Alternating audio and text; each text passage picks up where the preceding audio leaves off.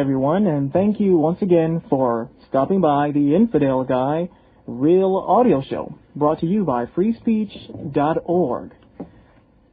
Today, I have a special guest, Joe Zamecki. He has been an atheist for about 18 years, having been brought up in a Catholic family, attending 2 Catholic private schools for a total of 9 years. He was a founding member and board member of the atheist community of Austin in Texas. While there, he was the first co-host on the ACA's live call-in talk show called The Atheist Experience. He has since moved to New Jersey with American Atheists, where he is now the office manager of the new American Atheist Center in Cranford, New Jersey. He is a life member of American Atheists and the TV coordinator for the Atheist Viewpoint, American Atheist 30-minute talk show, which is seen in over 36 cities nationwide. He hosts an atheist website at www.angelfire.com/NJ2/atheist. And the link is right there on the website. Welcome to the show, Joe Zamecki. Well, good evening, Infidel Guy. I'm glad you could make it. Thanks a lot for having me. This is a really great show you have, and well, thank you. My compliments to getting live now. Oh, it's so much better, and I like it. I like it. I like the pressure. Yes, and also that webpage that talks about upcoming guests. A real good idea there. Yeah, I think that'll keep people coming back. As you see, I have coming up Dan Barker and Massimo Pigliucci. All right. So stay tuned for that, I guess, when you get a chance. Why are you an atheist? Good question. I hear that a lot. As you said, I was brought up in a Catholic family and went to Catholic schools, private schools, and I was exposed to a whole lot of religious education, especially Christian, of course, but also they exposed us to a lot of the other major religions and the basics on those.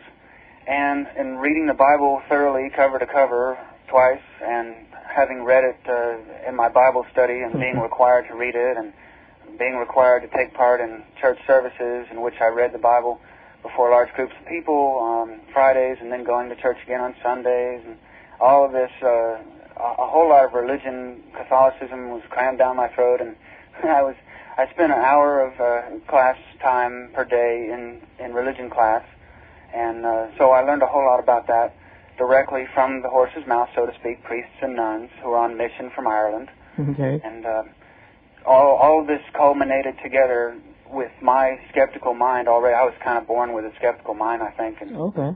I put that all together and added it up in my mind, and slowly, it was not a fast transition, but slowly but surely, my original initial skepticism and doubts about what I was being told, put those together with the newfound education and realization of the history of religion, especially Christianity, and slowly I began to let go of some of the theistic, supernatural ideas and beliefs that were indoctrinated into me, but also the needless and damaging guilt and shame that was implanted into me, so to speak, that involved, in case you have any doubts or if you have any skepticism about what you're being told, well, here's some guilt and shame to help you deal with that. And I slowly but surely began to realize that a lot of that was just hollow emotions that were implanted into me psychologically. Years of day after day of indoctrination, and I eventually, by the 7th grade, because I went into these Catholic schools from kindergarten through 8th grade, and by the 7th grade I was doubting any wild claims like these, and I was still having to go to school, of course, and do the same things for them, and the education and reading in church and everything the same way, and appearing to be the same believer I was, which was very difficult because obviously I had to kneel down and pray to statues and crosses, and I had to go to confession and confess my sins and take communion, and I had to appear to everyone, not just friends and family and people in school and faculty, but anyone who ever approached me about it. I had to appear as though I was a true believer when I wasn't, and it hurt me, and I think a lot of other people in Catholic schools go through this, and in fact I've met a lot of them since then, but what happens, I think, to a lot of people is what happened to me is that I spent so much time in church And a lot of people who go to Catholic churches for the first time, who have maybe just gone to Baptist or whatever, another denomination, and never seen the inside of Catholic churches, it's an interesting experience because you go to sit down and there's this thing on the ground that kind of flips down, usually in Catholic churches, this long thing that a lot of people don't recognize, and which it's something that I can relate to immediately because that's where you're supposed to kneel. It's a kneeler. And I spent hours and hours and hours kneeling in prayer on these kneelers right in church, not just during services, but a lot of other times during the week, on my knees praying to these statues and these crosses and things because I was told to, all the while not believing any of it. And it kind of hurt me psychologically. You know, I wished for the day where I could kind of stand up and tell these people how I really felt. He's like, hey, that's not I'm not supposed to do that anyway. Right. You're praying, worshiping idols, pretty much, graven images, all that stuff. The second commandment, exactly. Oh, boy. Is there any one particular incident that you can think of that really made you, could have maybe even horrified you, but that made you stand back and say, whoa, wait a minute, you know, something's not right here at all. This is not right. You know, they kept a whole lot of the really extreme stuff away from us in Catholic school because there was, you know, lots of Catholic school students running around, and you kind of had to entertain us with the supernatural talk once in a while and put the fear of God into us, so to speak, with the hell talk and the commandments talk. So what I saw were the more prevalent irregularities and the more prevalent little problems that came across with their teachings. I didn't see anything really major and extreme, or I wasn't really exposed to a whole lot of things that most people would consider extreme, like priestly pedophilia. I never found any of that, although I have no idea when I wasn't in the room what was happening, but there was a whole lot of times when I really wanted to avoid being around priests and nuns alone. Not, you know, I didn't have any thinking in my mind about that sexual part. That didn't occur to me at the time because I was a kid and I didn't realize the extent of what they were doing there, obviously. The things I noticed that really bothered me were things like once in class, in church just as we were getting out of Mass, I accidentally mentioned to one of my friends that for some reason I didn't love the Virgin Mary. And it was nothing, you know, it was not a really heartfelt comment. It just blurted out, and I just kind of mentioned it as a kid. I was in 6th grade, I think. And he immediately ran to the teacher. And I guess not much of a friend, but this was literally walking out of the doorway, out of Mass, out of church, with all my classmates in tow and this teacher. And she was kind of a strict teacher, although not a nun. They also had teachers that were not nuns or priests. But she was very religious, and she heard this from this friend of mine that I said I didn't really love the Virgin Mary, and she stopped everybody in that doorway. And she got this look in her eyes like she wanted to kill me in cold blood. And she turned to me and she said, "What, you don't love the Virgin Mary?" And my entire class stopped and stared at me like they wanted to burn me. And I, of course, got smart and quickly said, No, I do, really. It's okay. I was just kidding. No, he heard me wrong. I really do love the Virgin Mary, you know. And the whole while, this is solidifying my doubt, my skepticism, because it just seems so much more important to these people that we worship this God and this Virgin Mary than it was for us to get a decent education or to understand that we're not automatically evil people just because we're human, or since we go to the bathroom, we're not automatically dirty people, you know, inherently evil, sinful people, which, you know, and there were several other contradictions in their teachings, like we had that hour of religion class in which we learned that the entire universe was created by God in 6 days, and then right after that class, we'd go into physical science class after 7th grade, and we'd learn about evolution and natural selection and the experimental method.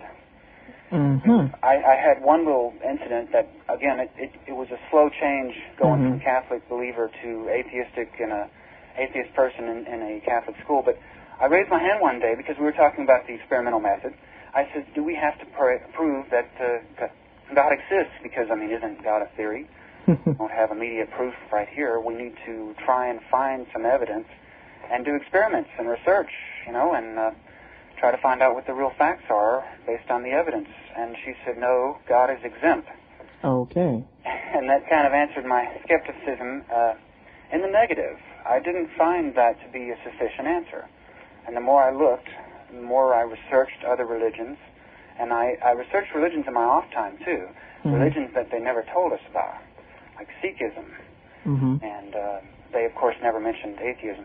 But all the while, there were events taking place. This was in the early 80s, late 70s. There were events taking place that had to do with religion schools and other areas of life that I would have jumped on had I known the extent of them or the reasoning. For instance, Madeline Murray O'Hara was suing to have In God We Trust removed from our dollar bills. And this got back to us in Catholic school. It was a newsworthy event at the time, and it was talked about, but only in the respect of the motto. The phrase on the dollar bills was the entire story. There was no mention of the name of the woman or the fact that she was coming from the position of atheism. And so I never heard that word again in that situation, and never really did in Catholic school. And, of course, not being exposed to that word or the meaning or the idea at all, I had no idea that word even existed or that there was anything or anyone on earth that didn't believe in God.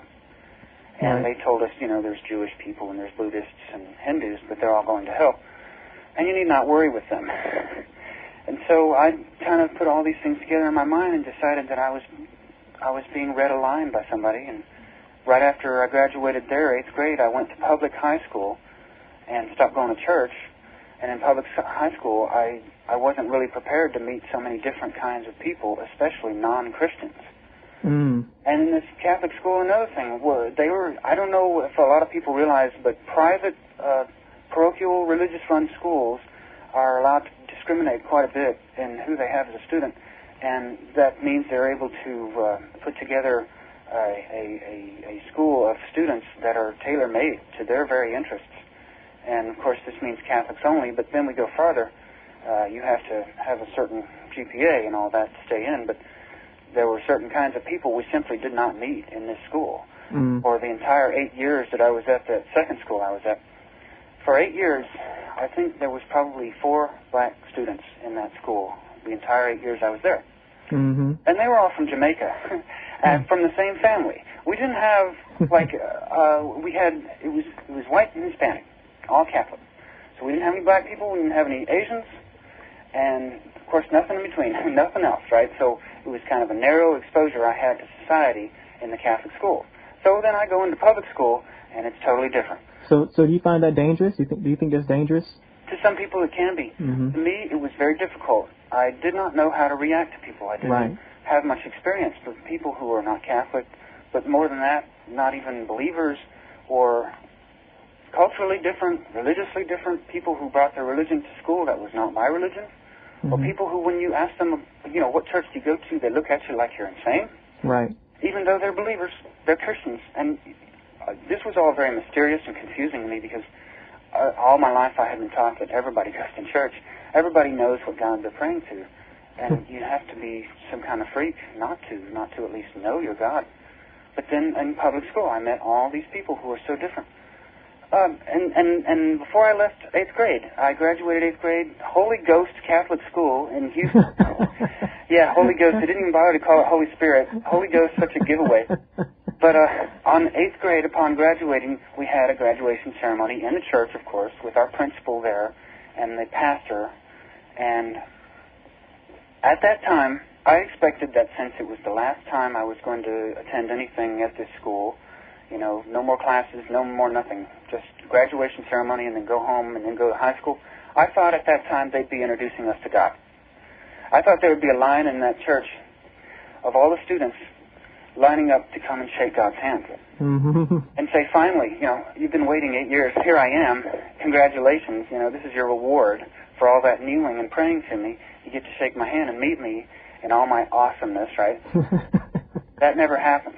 And the only person's hand I got to shake was the principal and the pastor. And I kept thinking there's got to be something wrong because for the last 9 years, that 8 plus another one for kindergarten, we had been kneeling and praying to this thing which never had the guts or the will or the care to come and meet us. And it kind of bothered me, so I did the research on other religions and other kinds of people and found I'd been left out of the loop, essentially, socially, because, going into a public school, I met the first atheist. I had never known an atheist before then. And we could talk. We immediately were able to talk on this level that nobody else could with us. But it's important to a lot of non-believers who are trapped in situations like in Catholic schools or other private schools where they have no one to talk to. It's important for them to know, first of all, that they're not evil and sinful for their doubts and skepticism. That's right. But also, it'd be really helpful for them to have something to read from our standpoint. When I was in Catholic school, I had no one to turn to about these thoughts. I had no books to read. I was an atheist long before I had ever read a single atheist piece of literature, or before meeting an atheist, or even knowing what the word atheist is. So speaking of atheist literature, is there any one particular piece of literature that you could identify with the most when you began to come out of your atheist closet, so to speak? That's really tough because I came out, again, before reading any books on it. In fact, American Atheist Press is the first place I found any books. Wow. But that wasn't until years later, yeah. Yeah. No, the one book I can credit with helping me become an atheist more than any other book is the Bible. The Catholic version, to me, if you have a dozen versions of this one book, well, that's proof of evolution right there, but there's got to be something in this book that's real. That's what I said to myself. There's got to be something in here, because I've been reading it again and again, and I find little things here and there, but mostly I just don't understand them. If they're positive, if I read it again or read what's all surrounding it and get a real good idea of why it's positive, I usually find out that it's not positive, it's really negative. That's right. Yeah, I mean... That is so right. Well, we're speaking of discrimination, a school that can discriminate, or let's say organizations that can discriminate, and we're talking about public schools. There's a group today that is discriminating. And they come to our public schools and do the proselytizing for members, but they can discriminate. I'm talking about the Boy Scouts. What is going on with that? Have you heard any... Just that there are a whole lot of companies and organizations that were donating regularly that are not anymore. Ah, okay. Levi Strauss in San Francisco, several statewide chapters of United Way, I believe. And there are several who have vowed to continue their donations, and they're helping the Boy Scouts. And yeah, it's a confusing situation. The legalities of all that are kind of dense. But I do think this has resulted in some better things for us non-believers, like Scouting for All is a new organization that's arrived partly because of this situation. Scouting for All? Right. I think it's scoutingforall.org. Okay. This is an alternative to the Boy Scouts that actually does not discriminate against gays or non-believers, and I understand they're letting girls in soon, or already. About time. Yeah, and they do some great things. Well, what does being gay or being atheist have to do with starting a fire, a campfire, or camping, or tying knots, or earning badges? Nothing that I can think of. Once again, I think it goes back to that fear of the unknown that you kind of hit on earlier. Many of these people were raised in environments in which they didn't interact with people different from them, and to have something totally different to them in their mind, such as a gay person or an atheist, I mean, that freaks them. That freaks them out. Yeah. And they don't know how to deal with it because they're not. I guess the word would be cultured. Well, I think when you get into attacking the gays and the atheists the way they did, my biggest problem with the Boy Scouts was not so much that it discriminated against atheists, because I was a Cub Scout. I read the oath, and I took the oath, and I said the oath, and I swore to God on that oath. Okay, at the time I was a kid, and I didn't realize that there were people who would not swear to that because of the God part. Well, that Boy Scout troop ran out of the Catholic school that I was at. And everybody was a Catholic who was there. They were all attending our school. And it was a very, a big sense of camaraderie. But I never understood that there would be somebody who would not want to take part in that just because of something that would require them to be dishonest. If they were to swear to a God. And it's just like swearing in court. Before you go to stand on the witness stand to tell the truth and nothing but the whole truth, they want you to lie to the courtroom and to the world about your beliefs or lack thereof. Which is something else you're not supposed to do according to the Bible. Exactly. Swear. We are with Joe Zamecki. He is the office manager of the new American Atheist Center in Cranford, New Jersey. Joe, the religious campaign, okay?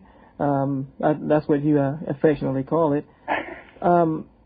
What is going to happen here to non-believers of the Christian faith. If some of these people are elected, or if Bush takes office, do you have any idea of? I can just imagine how many laws will all of a sudden start, to be pushed. Luckily, we have a somewhat of a balance, between Republicans and Democrats right now. But that's been that was worrying me. In 1991, Pat Robertson himself said that this election is going to be the Christian rights election. Yes, and once again, I think that's more than a boast. I think that looking at the congressional races, I think it's pretty much neck and neck. No, with regards to George Bush Jr., I'm from Texas again, and that's a beautiful state. Texas is a beautiful state that has some problems that, as far as I'm concerned, the Bush governorship hasn't really addressed some of the more important problems, and certainly cleaning up Texas. I was raised in Houston, and it's just a filthy mess with all the chemical plants over there, and they keep having these explosions, and people keep dying in fires, and it's one of the chemical capitals of the world. And George Bush Jr., as a governor, I cannot recommend him as president. But, they had Jesus Day. He made a proclamation. Yes, I saw that. In Texas. And, they asked him in an interview somewhere, they said, who was your favorite philosopher? He said Jesus. Jesus. Now, we all know Jesus never wrote a damn thing. Right. Sorry, I didn't know if I could use French on that. That's okay. Okay, but that's fine. What it warrants, because, gosh, and philosopher, no less. Oh, philosopher, yeah. Love of knowledge. That's what philosophy is. Love of knowledge, and I just don't find that anywhere in the New Testament. But George Bush, what would really frighten me is if someone as religious and preachy as Lieberman were to run for the top slot. Now, I would have liked Gore to win instead of Bush, but if Lieberman had been running for president and Gore running for vice president, no, I don't think that would have worked. Lieberman just doesn't understand the freedom concept with regards to religion in America. Not at all. And the reasons why why the Founding Fathers decided to separate church and state as well as protect religious liberty, I think what they understood is that is something that the GOP today is ashamed of, and that is when you meld church and state together, it is disadvantageous and malevolent to both state and church. But first, the people must suffer. And because we know that church-state meldings can last for centuries without harm or without detrimental harm to church and state, but the people always suffer. And from the past histories, these situations where church and state just ruled everything, well, of course, we call that the Dark Ages, and we tried to get out of that. And I really think that it's important for someone in a position of leadership in America to understand what of and from mean. Okay. Freedom of religion, to me, requires freedom from religion first. And actually, I challenge some of the listeners, if they actually go to, I've actually looked up the word of in the dictionary. Yes. And it really means from, away from. Yes, to be distant from. I thought that was pretty interesting. Like Jesus of Nazareth, they kicked him out.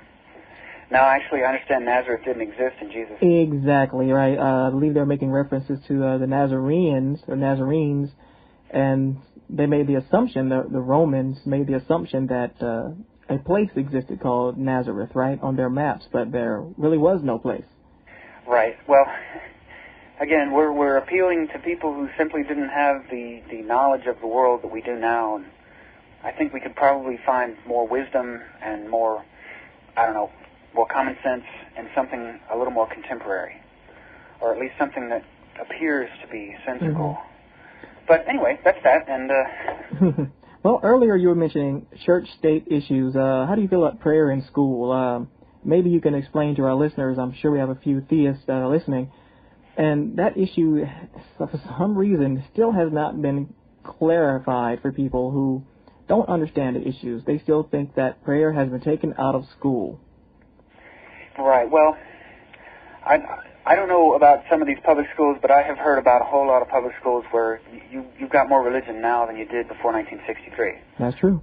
Like, for instance, in Paducah, Kentucky, they complained up and down there wasn't enough religion in that school, and so Michael Carneal was the result in him shooting up that prayer group. Well, obviously there was enough religion in the school for whatever religion can do because it was a large prayer group. I mean, they're everywhere. There are some schools, not just in the Bible Belt, that we hear from public school, high school students, and even junior high school students who complain to us who say that every morning when I try to go to class, my first class, I come into the school and the first thing, as soon as I walk in the doors, first thing I have to do is negotiate a gauntlet of prayer warriors. And they'll call themselves that. That's and right. so what they'll have to do is sometimes be late to their first class in order to get through these gauntlets, and they're usually just large groups like a prayer huddle. I guess if you've ever picketed the Promise Keepers, you know how big these prayer huddles can get. And they make it impossible sometimes to get by them, and they know what they're doing. And they know you're going to be late to class. This is a small example. Again, this is not something horribly terrible, but if lots of kids are being forced to be late to class and having other problems in school or being harassed in the hallways by these Christian prayer groups who are supposed to be above that level of behavior, well, then there's something wrong. I mean, obviously the prayer groups should be allowed in public schools, which are student-led, student-run groups that do not interfere with school time and do not interfere with someone's classes and do not take up an unfair amount of space at the school or disrupt in any way. Beyond that, in my opinion, there should be some kind of extracurricular clubs allowed in every public high school.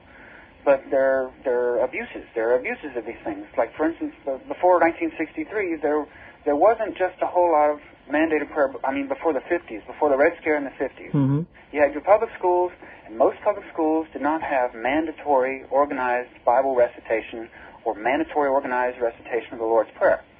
Most of them did not. But when the Red Scare came along, and In God We Trust was slapped on our pledge and our dollar bills, there was a big rise in that required prayer in public schools until you came to a point where they tried to force the wrong person to pray, and this person wanted to do something about it, and they did. Unfortunately, that person had the Constitution on their side. But let's make clear what happened. Mm-hmm. The court decisions that removed required or banned required forced prayer. Let's be blunt about it. Forced prayers in public schools. This did not ban private individual prayer. This did not ban prayer groups or Bible clubs on campus. This did not prevent a person praying even with a Bible or taking a Bible to school or sharing their religion with somebody. This did not prevent someone from praying over their lunch. What this prevented and banned required recitation of the Lord's Prayer and recitation from the Bible and or regular, everyday, required, mandatory, out loud, organized prayers. Mm-hmm. And that's a lot of qualifiers, I know. They were very specific about that because you have to be. And in every public place and anywhere you go, there is no law to stop somebody from praying privately. Nor should there be. Mm-hmm. And what has happened, a lot of people have decided that since that kind of required organized prayer service ritual was banned from public schools, well, that means that all prayer was. And they don't, of course, read the qualifiers, but there's also an immediate incentive for a lot of believers to try to say that, though, so that the original ban somehow can be mm-hmm. overturned. But what you get is people who are saying they can't even talk, they can't even say the word Jesus in school. Right. You know, that's just ridiculous. Exaggerated. But in today's public schools, you can pray, you can take a Bible, you can, in most of them you can have one of these Bible clubs. And there is not this huge conspiracy against religious expression in public schools. Mm-hmm. What is happening, though, in a lot of public schools, especially in the Bible Belt, but not limited to that, is the same, required organized prayers.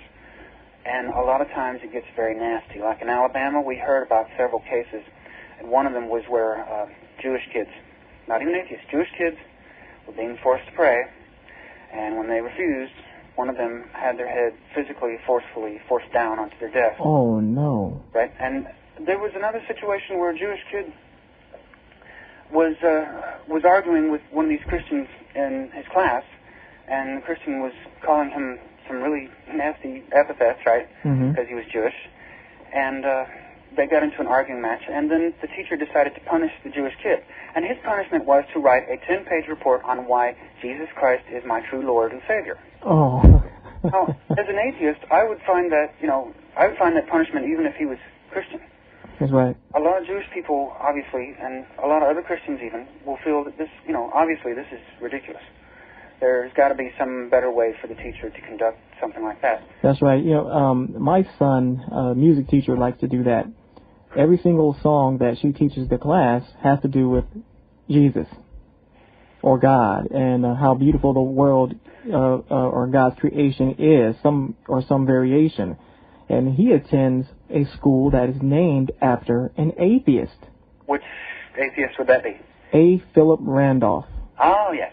Isn't that interesting? So if they try that crap, I have something to back myself up a little bit. I love that. I find that all the time. Or libraries or courtrooms or city council or cities even or schools named after one of our own, right? Mm-hmm. The Christians come out of the woodwork. I mean, it's kind of like in Texas, because in Bernie, Texas, that's one of the little towns that German immigrants settled during the Civil War, one of those towns. And they had you remember the Comfort Rock? Mm-hmm. They were trying to put up a monument there to mm-hmm. the freethinkers, German settlers, who named that town, okay? And the Christians who lived there decided that that was a farce, that the people who named their town were really Christians. Oh, my goodness. They didn't do their history. Wow. So there was a big fight over that. But I think every time they did the history and when they looked carefully enough into the records, they found that, yes, these people who started this town, they were non-believing and they didn't have a church in their little town for the first 30 or 40 years of the town's existence. And they were good people. So that's one instance where a lot of times the original intent of something can be totally twisted. But anyway, we have lots of other things to talk about. Yeah, that's so interesting and that's a span of less than 100 years. So you can imagine what 2,000, 3,000 years of miseducation and prejudice and people with power trips, what they can do to the truth. Right, disinformation is very powerful. Right. Are there any events coming up? Well, actually, let me stop here for a second. I am with tonight's guest is Joe Zamecki. He is the office manager of the New American Atheist Center in Cranford, New Jersey. Are there any events coming up that the American Atheists are sponsoring soon? Sure. We're back on track with every year on the Easter weekend, the National Convention. And this year's National Convention, Easter weekend, next year's, 2001, will be in Orlando, Florida. Mm-hmm. Last year's was in San Francisco, California. And that was great. We had Douglas Adams speaking at that. And who is Douglas Adams for our viewers, listeners? He wrote The Hitchhiker's Guide to the Galaxy, very popular book and series, also a TV series, I believe. And he's from Britain, Great Britain, and he is a proud atheist. And he came and spoke at our convention. And that's great. For science fiction fans, he was a great treat. Let's see, also, Chris Harper is one of the founders of the Landover Baptist Church online, mm-hmm. and a very funny guy. He came and spoke, and he was doing the persona of one of the reverends at the church, and he gave us a little lecture on our non-belief. That was a lot of fun. But, yes, there's other events. We also have regional atheist meets, or RAMs. We're trying to get 2 or 3 a year now. And okay. See, the last one was in Colorado, I believe, or Utah. No, it was Utah, and then before that, Tennessee. And they're great. They're like mini conferences, a one-day conference, and we have these so that we can kind of help bring atheists out to meet each other and to learn about the atheist activism that's going on in their area, as well as to try to get them to help, of course. Some of these issues really touch home, and a lot of atheists just don't know they're happening. But Do the American Atheists have a winter solstice celebration, or? Yes, these are more local events now. Okay. Mine's coming up over here in New Jersey, and it's going to be in Roselle, New Jersey, December 17th of this year, and that's we're going to have a couple of speakers for that, and we had one last year, so this is now an annual thing over here. Mm-hmm. Also, we just recently had a summer solstice barbecue. That's also an annual thing over here at the center. This last one, I invited a whole bunch of people. I got 68 people to my barbecue. Okay. I had a lot of fun. But also, I think Michigan's going to have a winter solstice brunch soon. Mm-hmm. And we had an equinox brunch. Oh, and an equinox brunch here in which 2 Green Party candidates came and spoke. One of them was Bruce Affron, who was running for Senate here in New Jersey, and he didn't win, but very, very interesting talk. They support our stand on separation of church and state. Okay. I did have some things to disagree with. I think it was Bruce Saffron who said that the chaplains in Congress, our U.S. Congress chaplains, we have two of them, one for the House, one for the Senate. He said that they are not a violation of separation of church and state. And I don't know how many of your viewers are aware, but taxpayers pay over $300,000 a year for their budgets, their offices, their staff, and their travel. And a lot of times we don't get the whole word on their travel expenses, because recently, there was a fight in Congress over who would be the next congressional chaplains, because their time had come up and they were fighting between, Catholic and Protestant. And all of Congress, basically got involved. But the travel expenses came out, and it was discovered that these chaplains had been traveling overseas on the taxpayer's bill. And it's one thing to have them in Congress, and their jobs are ambiguous enough. What do they do? Well, we really don't know. But then they go overseas on the taxpayers' dollars. This is something I've been harping on for a couple of years now, and there's more information about it on my website. I wrote to both of them to try to confirm their salaries, and I was correct, and the information I found was correct, and it's public information. They make a lot of money. Yeah, they do. And they don't do a whole lot, in my opinion. What else? I would have liked to be a secular chaplain. We need something like that. Oh, good luck. There was a delegation that came over here, and I forget which country they came from, but they wanted to have a Hindu minister or a Hindu person come and give the invocation in the morning. And they did. They were able to sneak him in. Oh, wow. The Christians in Congress were so upset. Oh, whatever. Honestly, they felt like their whole building had been tainted. Well, like a friend of mine, Jake, has stated, and he also sent an instant message here. I don't know if he wants me to read it aloud or not on the air, but even if every single person in the world were Christians, they would still find something to fight over. Sure. Once again, I'm with Joe Zamecki of the American Atheist. He's an office manager in Cranford, New Jersey. The American Atheist Center. Talk about that for a couple minutes? Sure. This is great. We just bought this building last year, and it's almost 10,000 square feet. And we've got a lot of remodeling to do. We've got to tear some walls down and make sure that this building is appropriate for a library, because we have a very large library. As far as I understand, it's going to be the largest free thought library in the country when we get it all on the shelves. And that's going to take a while because it's very large. But this building, it's in Cranford, New Jersey, which has been called the Venice of New Jersey because there's a river running through it. It's very nice. Okay. And this part of New Jersey is just beautiful. We're right in the middle of a residential neighborhood that just barely borders on an industrial neighborhood, and it's just really nice here. And I moved up with the company. I was in Austin, Texas, with the general headquarters there since '96, and I just love Austin. It's a beautiful city. Mm-hmm. The location we had was on the east side, and it was not a very nice neighborhood. But this over here is quite a change, and it's beautiful, and we have a lot of activities going on over here. Yeah, I would like to come on up there sometime. Sure. We'll see what's going on. If any of my listeners have a question to ask Joe Zamecki, please go ahead and do that. You can instant message us here. You can instant message me at infidel_guy with Yahoo Messenger and send in your questions. Little Buddha 1 had a comment. I should have mentioned it earlier, but he brings up a good comment. He says, why do Christians think that faith has a place in academia? School is supposed to be a place where you gain the tools that you will need to be a productive member of society. Faith has to do with belief, not academia. Why can't, that's a good point. Why can't they get that out, get that into their heads, that has nothing to do with teaching, but I guess it has really a lot to do with it, really, when you think about it, because they think that educating the public about their Jesus is going to benefit them. That's what they think they need to do. Well, and I've always felt that the organized religion, trying to associate it with itself with generally accepted education, especially public school education, to me, I've always kind of felt that's a ploy to gain legitimacy.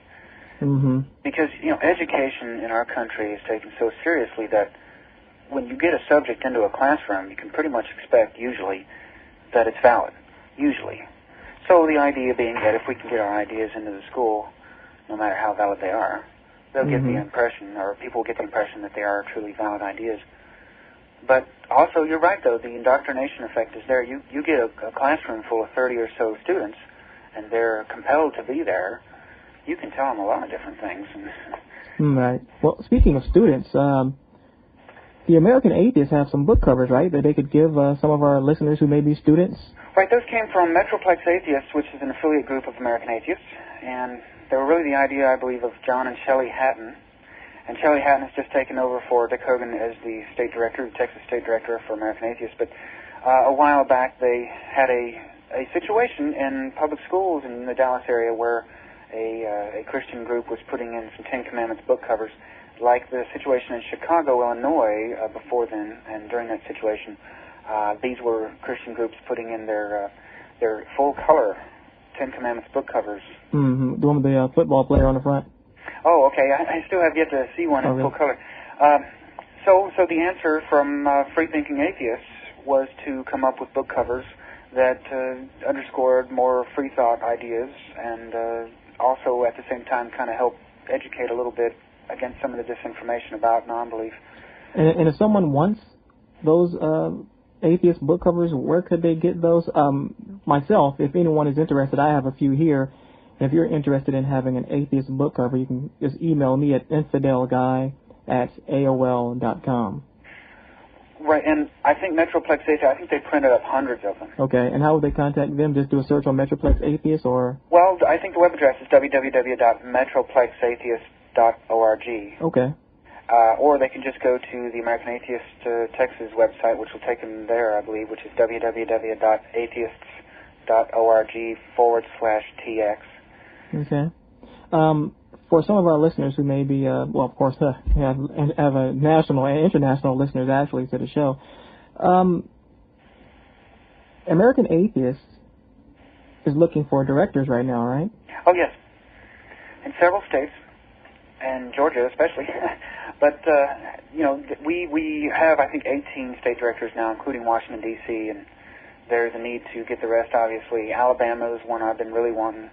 But it takes a lot. Yeah, I mean, not just any atheist can do it. You need to have some time, and some money to put into it. Not a lot, but a fax machine. You have to have internet access, and you have to be willing to take phone calls, from atheists in your state, whether they're happy or not. But we found a real good group of people who want to do this and who put in a whole lot of their free time and sacrifice their efforts, and some of them really go to the mat for us. We've got Margie Waite in Colorado. Recently they had a problem in the public schools there with the Board of Education trying to post "In God We Trust" in the schools, just big posters on the wall, "In God We Trust," Right.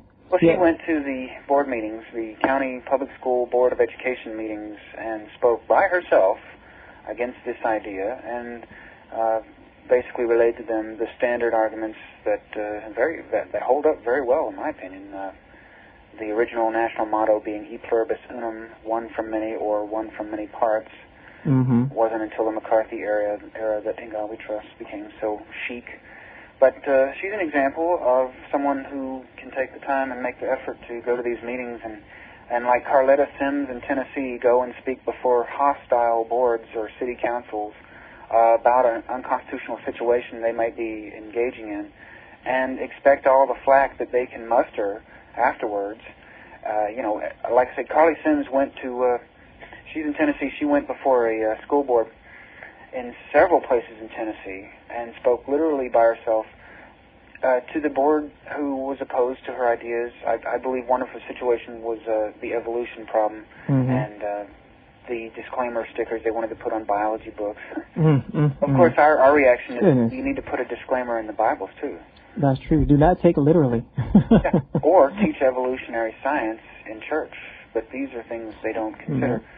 These are atheist activists who are willing to get out and speak before large groups of people who oppose them, who mock them, who do whatever, as well as people who agreed with her. There were some supporters there, but generally speaking, we're in the minority to begin with, 10% of the U.S. population, but not even 1% of our 10% really wants to get out and do anything in these battles, and that's okay, because there's a purpose for everybody, I think, and we certainly find there's a need, because for all of these situations that we can address, there are dozens more that we can't. And that is so true. Once again, we are with Joe Zamecki.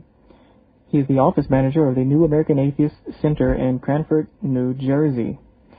In case the listeners don't know, today is Veterans Day. And, speaking of which, if you click on my picture there, I am wearing my Army hat for my little recognition of this day. Jake from California has a comment. How would our society be if we said to everyone, don't do anything wrong, but if you do, you can be forgiven by telling your dad sorry? Yeah. So that's exactly what they do. I used to do. That's very interesting. I think it's a very dangerous concept. Speaking of, you mentioned dad. Well, I'm thinking about family now. How does your family, what is your background as far as your family, and how do you get along with family and friends? Well, for the most part, I'm across the country from most of my family, and my family's not very big in the first place, but we were all Catholic until my parents got divorced, and my mother soon picked up on the Methodist church, and she got remarried to a Methodist, and they're happy, but my dad stayed Catholic and got married again, and he still goes to church. And what it is, basically, it's one of those situations where we all go to church, but we don't want to talk about it. And if you have some doubts, please, let's just go get some donuts and forget about it, okay? That's what we did every Sunday after church. Instead of discussing the sheer and utter ignorance and insanity that we just heard an hour of, we went down to the donut place, and that was fine for me because I was a kid. And that's kind of a reward system. But then I went to confession, and it was required. It's one of the sacraments. And yes, I had an immediate problem with the concept of going into a booth with someone I distrusted and then telling them my problems, my sins, and never waiting around to hear theirs or an apology for the crazy things they said and made me hear. But I ended up, because I was 5th and 6th grade, I was a kid. I didn't go around doing things that I felt I really needed to get forgiven for. Hell, I was just trying to get good grades. And I found myself going into the confessional once every couple of weeks and struggling to find something to tell this guy. I ended up telling him just the most tiniest little things that just don't mean anything as a kid, and he, of course, absorbed it all, and he gave credence to everything, made everything seem, yes, that's important. You did spit on the ground. That's important. God wants to hear your apology. Yes, you did. And so they made sure it sounded somewhat important, but I knew what was going on. I knew that if I didn't go out and try to right the situation or right the wrong with the real person who should be addressed, that is, whoever I wronged or my victim or whatever, then it would be empty. No matter what I said to this person, if I was talking to the wrong person, it didn't mean anything. I knew that if I had hurt Joe or John or whatever, and then go to Bob the priest, it didn't mean anything. And as long as I didn't go back to John or Joe or whoever I did that to, I may as well have never gone to the priest. Right. And so, and when I started to realize that I'm making up things to this priest and myself, I ran out of petty little things to talk about, so I started making stuff up, and I'm lying twice over here, and it's crazy. And so I realized that this is fundamentally wrong. And when I went into public school, I realized that most people didn't do that, and I felt so silly. Why did I sit there? And I didn't even want to go to the part of the confessional where they don't see you. So I felt that if I'm going to go into a box with a grown man, he knows me already. Right. So I sat there face to face with the guy, and I was struggling to tell him something that would matter, but none of it mattered. None of it mattered except the ritual and our requirements. That's right. Once I got done with that, I was so free, and I started to think maybe there's no God, and it just felt so good to think that. And to think that I don't have to pray. I don't have to kneel down to anybody. I don't have to submit myself in slavish obedience to someone I can't meet, to someone somebody else wants me. Basically, I also say that a lot of Christians don't want me to worship their God. They really want me to worship them. not some God. Because when you can get somebody to get down on their knees for something that you want them to, it puts you in a position over them for you to stand over them, looking down on them with self-satisfaction and all the smugness you can, because that's what they did. Priests and nuns would sit there and stare at us praying with our eyes open or closed to these statues and these crucifixes, and envision themselves as being God. You have children, right? Yes. And I know some of the listeners, like I said, we have a lot of theists too that listen to this show or just began to listen to the show. And I'm sure they're going to ask, well, how do you raise your children? What do you teach them about religion? We have exposed her to several. Our girl, now I've got a stepdaughter and 2 kids, and my wife is raising my 2 kids, but we're raising my girlfriend's stepdaughter here, her daughter, and we've exposed her to major religions and many, many different ideas. Of course, Christianity already had its foot in the door, but they don't do a whole lot of that stuff at school. They say the Pledge of Allegiance, and we were struggling for a while with that one. We were wondering what she should do with the Pledge of Allegiance, because it really bothers us that, there's a pledge in the first place. But yeah, the under God part. Yeah, the under God part was the worst, of course. And which was added. What year was that? At 54, I believe. We struggled with what to tell her to do on that, and we were arguing about it, because adults, we have to stress over. And then she turned to us, and she's 5. She turned to us and she said, "Look, I'm just not going to say the words under God," and that's it. And we turned to each other and we said, she solved the problem. We didn't even have to tell her about it. She knows what to do. She's a smart kid. So when they say that, she just doesn't say under God, and she doesn't get in trouble, and it's okay for now anyway. We don't want to disrupt her education, by going in and demanding this and that.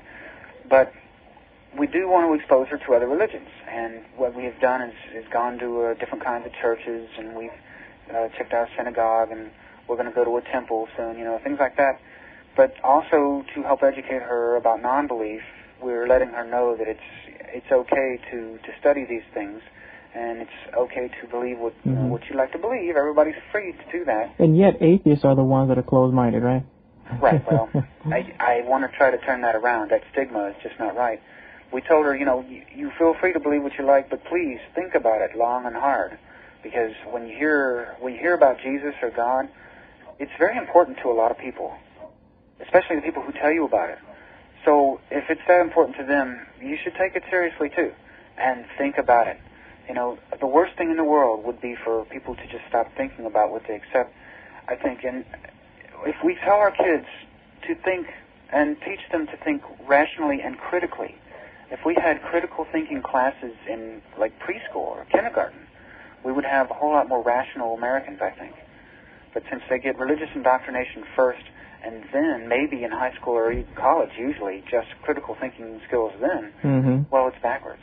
That's what I think. And I concur. I believe it should be taught much earlier than, what's going on. You're right. But by the time they hit college, in many cases, it's just too late. I mean, especially if they come from an extreme, fundamentalist family, a lot of times it's too late. But then again, on the same token, you can't continue to force something on a child. They kind of rebel. And I think that's why, and many teenagers now are really beginning to fall out of religion. I've noticed. I guess the New Agers are really picking up now, and I kind of look at New Age as just being a type of a slow evolvement to critical thinking, even though it's not as critical as I would want it, but, New Agers are growing rapidly, Christianity is on the decline, so hey, Right.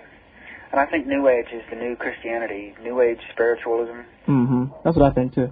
But when they say, well, I have a personal relationship with God, I don't have a religion, or I have a spirituality, or I'm spiritual.